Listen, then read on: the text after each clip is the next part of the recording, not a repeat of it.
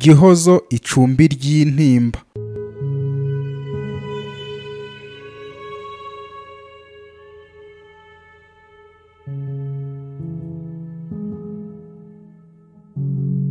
Imirasire TV.com. Musaza wanjye yakomeje kwandika iby'urwo rukundo rwe n'amasabato rwimuye ubwenge n'ubumenyi mu mutwe we. Iby'iyo nkuru y'aho kwizera kw'amadini kwakagombye kuba ikiraro gihuza abantu, ahubwo cyabaye umugezi utandukanya abantu. Musaza wanjye yakomeje iyo ntimba ye yandika agira ati: urukundo ni amarangamutima atuma dusangira uburibwe ndetse n'ibyishimo biba biri mu mitima y'abo dukunda. Iyo umwijima uri mu mitima yabo twihebye, natwe amaso yacu ntabona urumuri, ibya wa musonga wundi utakubuza gusinzira, urukundo ruhindura ubusa, ntiwagoheka na gato uwo ukunda ariko ubunza imitima. Biza utabizi bikaza utabishaka, ariko amarangamutima niyo aba ayoboye roho muri iyo nzira y'urukundo rw'ukuri, yaho umwe aribwa undi agataka, umwe yarira undi agahogora, umwe yababara undi agashavura, umwe yakwitsa imitima undi akayibunza. Ibyo ni byo by'urukundo twaburiye ubusobanuro. Nahagaze ku bitaro mfite intimba nyinshi, nirinda kwifuza ko amaso yanjye yahuma aho kubona ibikomere byari ku mubiri w'amasabato. Sinari ndi kwizera ko ababyeyi be bamukorera ubugome bungana gutyo. Masabato namureberaga kure kuko nagize ubwoba bw'uko ababyeyi nibambona hafi ye baramukorera ibirenze ibyo. Nagize amatsiko yo kumenya impamvu yateye abo babyeyi ba Masabato kugira umutima nk'uw'ubunyamaswa. Rimwe na rimwe kubyizera biba bigoye kuko ihame ry'isi ryubatse ko ababyeyi bakunda abana babo. Amaso yanjye yari ari gutungurwa n'ibyo ari kubona, ari nako intimba inyegeka ku shavu. Umuyaga uhuha wo kuzana umwuka wo guhumeka ukanzanira agahinda. Aho nari mpagaze nari ndi kumva natera intambwe nkasanga Masabato aho aryamye, nkamubwira ko atari wenyine muri ubwo buribwe. Sinari nakamubwira ko mukunda, ariko ibyiyumviro by'umutima byari byuzuyemo urukundo gusa. Nakomeje kureba uko abaganga bari kumusimburanaho barwana no kurokora ubuzima bwe. Nareba mu maso ya nyina simbone guhangayika na gato. Narababaye ariko ntacyo nari kubikoraho. Nasohotse muri icyo cyumba cyo kwa muganga, nuko njya kwicara hanze, ntangira kubunza ibitekerezo nibaza icyo nafasha Masabato akareka kubaho mu gahinda kangana gutyo. Ubwo nari nicaye aho, nabonye se wa Masabato nawe aza aho kwa muganga. Yaje yihuta nuko ajya muri icyo cyumba Masabato arwariyemo. Yari afite agakapu karimo imbuto ndetse n'imiti abaganga bari bamutumye. Imyitwarire y'ababyeyi ba Masabato yari iri kuntera urujijo, wagira ngo si bo bakubise umwana wabo kugeza agiye aho mu bitaro.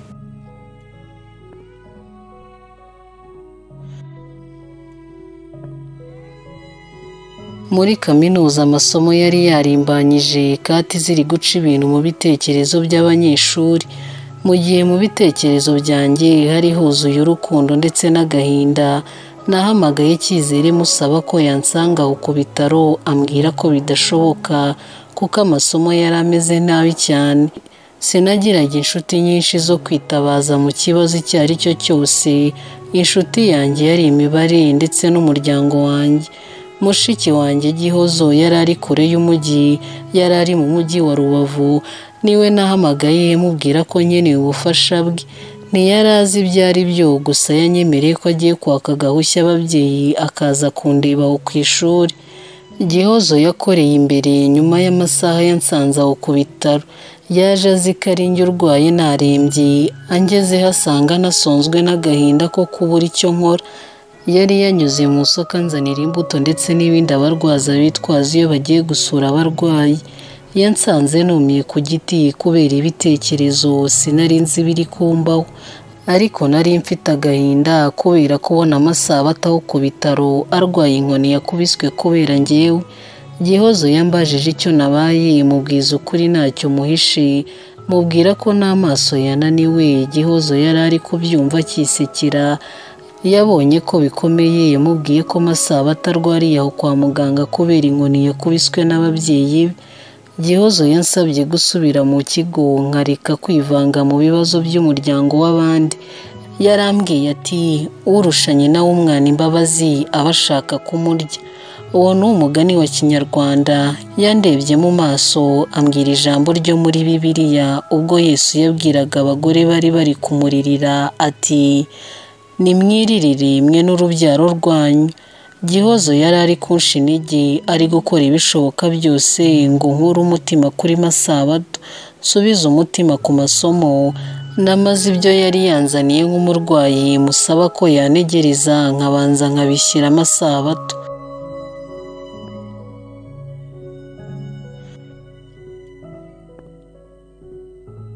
Nasize Gihozo ahagaze nuko nerekeza mu cyumba Masabato arwariyemo.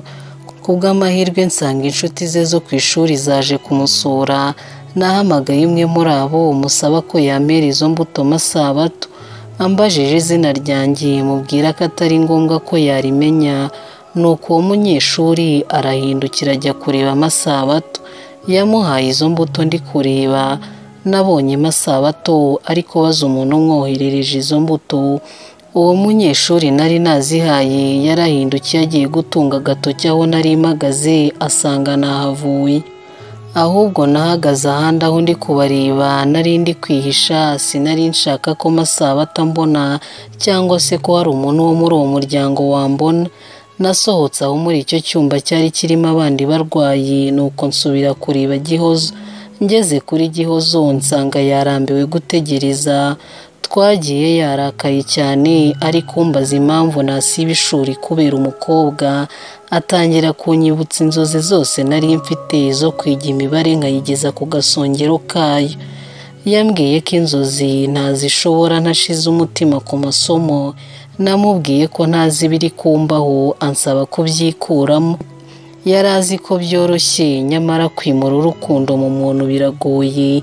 Sinari nahisemo gukunda Masabato, ntibyari no mu bushobozi bwanjye kumukura mu mutima wanjye. Namuhaye isezerano ripfuye mubwira ko ndagerageza kwimura Masabato mu mutima wanjye nkakomeza amasomo. Nanjye musaba kunsezeranya ko ibyo atarabibwira ababyeyi kuko data iyo yumva ntari kubasha kwiga yari kubabara cyane. Gihozo yansezeraniye ko atazabivuga. Twagiye tuganira turi mu nzira igana muri gare. Gihozo yinjiye muri gare atega imodoka imusubiza i Rubavu. Yihanganiye imvune z'urwo rukundo nawe ndamushimira.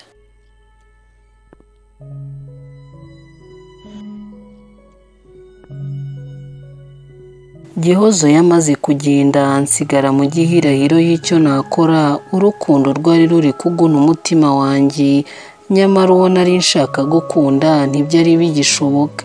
Narinze ngera kuri geto ndi kubunza ibitekerezo hirya no hino ndi gushaka igisubizo mu mibare ariko sinkibone.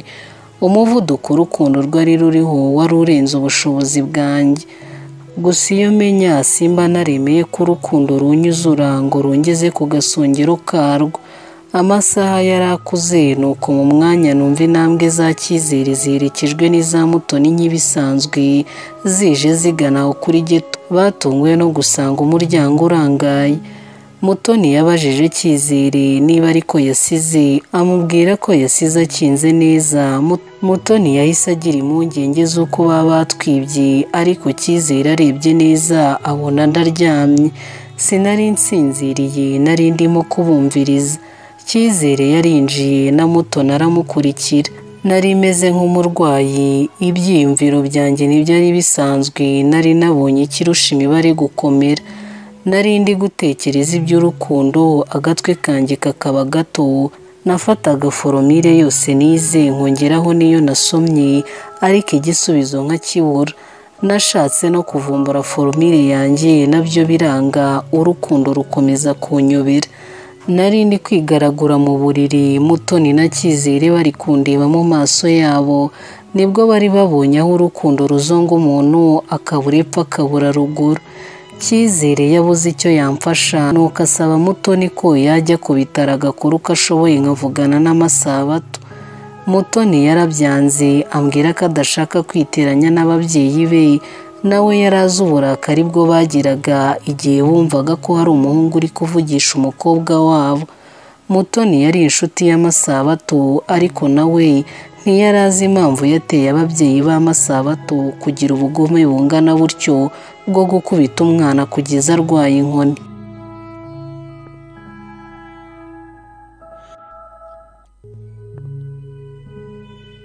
Intambwe ya mbere utera ugana mu rukundo aba ari intambwe igana mu nzira ebyiri.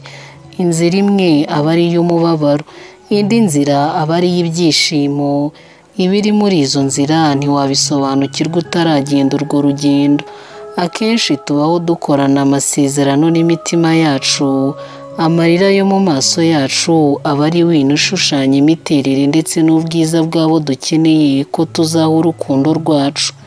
Ariko akenshi turatungurwa, imitima igatoranya uwo tutari twiteze, kandi iyo umutima wateye intambwe nk'iyo, ubushobozi bwo gusubira inyuma ntibuba buri mu biganza byacu. Mutoni na Cyizere ntacyo batakoze, ariko ntibabashije guhoza roho yanjye. Cyizere yari azi ko rimwe na rimwe nkunda gusoma agacupa. Yaragerageje uko ashoboye ngo tujye kugasangira, ariko byari byahindutse. Inzira yo kuboneramo ibyishimo ntiyari ikiri iyo asanzwe azi. Nakomeje gutekereza, nuko ubwonko buramfasha bunyigisha umutwe watuma mvugana n'Amasabato iwabo ntibabimenye. Nafashe telefone yanjye nshyiramo nimero z'Amasabato. Inshuro imwe yari ihagije ngo nziboneho rimwe gusa, mpite nzibika mu bwonko bwanjye. Mutoni na Cyizere bambujije guhamagara, ariko urukundo rwo rukomeza kumpatiriza. Narahamagaye mfite ubwoba muri njye, nibwira ko hari ubwo bamvumbura bikarushaho gukomera. Umubyeyi w'Amasabato niwe witabye, nuko mubwira ko ndi mwarimu wo ku kigo cyabo. Nari nahinduye muri telefone, nashyizemo Magic Voice. Ijwi ryanjye ryari riri kumugeraho, ari ijwi ry'umugore. Ntiyari gupfa gukeka ko ndi umusore. Namusabye ko yamfasha akampereza Amasabato, ambwira ko akiri kumwe na muganga, ngomba kongera guhamagara mu minota nk'itanu.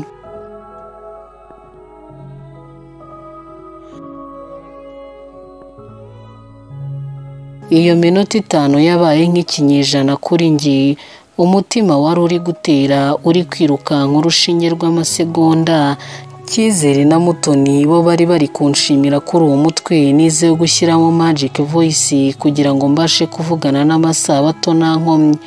Iminota yararangiye, sinigeze ndenzaho n'isegonda na rimwe. Nahise nongera ndahamagara. Mu kwitaba sinongeye kwitabwa na nyina, ahubwo nitabwe n'Amasabato. Kumva ijwi rye byaryoheye amatwi yanjye. Nubwo yari ari kuvuga ananiwe, numvisha agahinda kari kari mu ijwi rye kujuje ishavu ku mutima wanjye. Aho kuvuga ahubwo nshoka amarira ku matama. Yambajije ati, urinde? Nyina wari umwicaye iruhande aramusubiza ati, ni mwarimu ku kigo cyanyu. Navuze nitonze ndamubaza nti, ese umerewe ute? Yabanje gutuza, umenya yari ari kureba nyina uruhande rwe agatinya kuvuga. Yambwiye ko ategereje ibisubizo muganga agiye kumuzanira, ariko ko yizeye ko aramererwa neza. Nari ndi kumva namubwira uwo ndi we, ariko nagize ubwoba bw'uko nyina yamenya ko mubeshye. Naramubwiye nti, urwara ubukira, kuko kurwara kwawe kuri gutera undi muntu kuremba. Masabato ntiyasobanukiwe, yambajije ibyo ndi kuvuga, nuko ndakomeza nti, ugomba gukira kugira uwo muntu nawe akire. Nyina yamuvugiye iruhande aramubwira ati, dore muganga azanye ibisubizo. Masabato yashyize telefone ku ruhande, numva nyina ari kubaza muganga uko bimeze. Muganga yavuganye n'ijwi ryoroshye kandi ribabaye, aramubwira ati, mugomba kujya kuvurirwa i Kigali. Babahaye taransiferi yo kujya mu bitaro by'i Kigali. Ibyo byose byari biri kuba ku burwayi bw'inkoni yari yakubiswe n'ababyeyi be bamuhora kuvugana nanjye. Nkimara kumva ibyo nabaye nk'umusazi, numva ncitse intege. Umubyeyi w'Amasabato yinginze muganga amusaba ko babafashiriza aho ngaho, kuko nta bushobozi babona bwo kuba mu bitaro by'i Kigali. Muganga yamubwiye ko bakomeje kumutindana byamuviramo gupfa, bagomba kugerageza uko bashoboye bakamuvuza. Muganga yabasabye kwitegura kuko imbangukiragutabara yari imaze gutegurwa kugira ngo ibajyane i Kigali. Masabato yarebye kuri telefoni abona iracyariho, sinigeze nkupa nuko nshyira ku gutwi aravuga ati alo. Nanjye ndamubwira nti humura nturi wenyine. Nahise nkupa telefoni nuko ntangira gutegura imyenda yanjye kugira ngo nerekeze i Kigali. Cyizere na Mutoni barambujije ariko umutima ukomeza kumata. Narabananiye mbabwira ko ntatererana Masabato kandi ndi mu bateye ikibazo. Nahetse igikapu cyanjye nuko mfata inzira nsiga amasomo nerekeza i Kigali.